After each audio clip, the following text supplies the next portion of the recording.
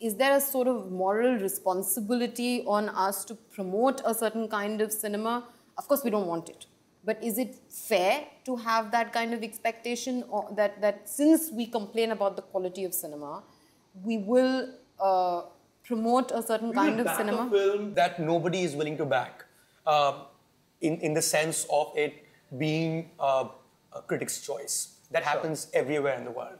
I mean, you stick your neck out for certain films that you know that commerce will not support.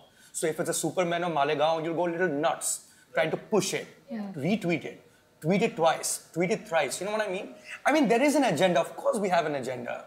And the agenda is good films. What I do is, if there's a film that I've watched before the release and I feel it's actually good, but it could do with a little extra hype, I would put the review out 2 days before. I'll try to get it out there. I mean, I did it with Manorama 6 Feet Under, for example. You know, review it a week before it came out, just because I knew, you know, let's get some buzz going, something going about. Because certain films, I mean, they deserve that. But the only thing, Raja, I mean, we can't become part of the advertising. That's it. It's a very fine line.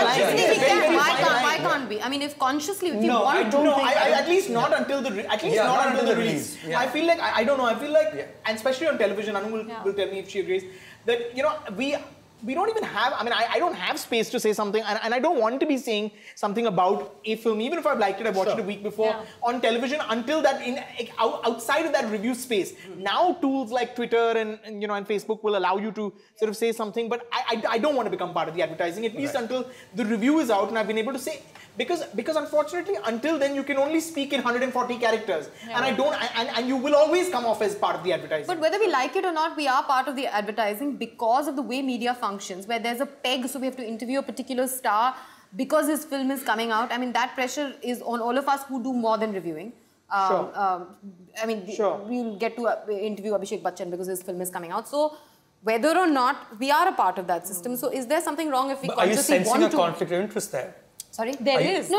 There is, but there is inherently a conflict of interest. I mean, we're being how does it work for you, given that you belong to the film industry at some level? You're an insider in more ways than one. It's very hard. It's very hard. But it's not... for me, what's harder is the fact that I interview talent and then I review the films. Not that I'm married to Vinod. I think we've managed to keep those things very separate, so, and like, we don't socially, if you were to meet someone... No, we have no social life. So that helps. We are hermits. We don't have... he has no friends, which is, you know, excellent. But it's harder for me because... though perhaps, I don't know, Rajiv, have they figured out by now that the fact that they are on the show does not give them a free pass with the review? I think everybody's pretty much got that. Have they? I think so. I think they have. I hope. I mean, I think they do. You know, it's about how you conduct yourself. I mean, I think we can't speak for everyone who does the dual jobs. I think, you know, you speak for yourself. And I know in my case, I think people have figured that out. I mean, they want to be on the show, they want to be on the channel, they want to be interviewed. But you know, they understand that that's not gonna. I mean, you know, it doesn't mean they don't try. I mean, it doesn't mean that they won't, try to influence you. But I think they've realized. I think they figured out, you know, that they're two separate spaces.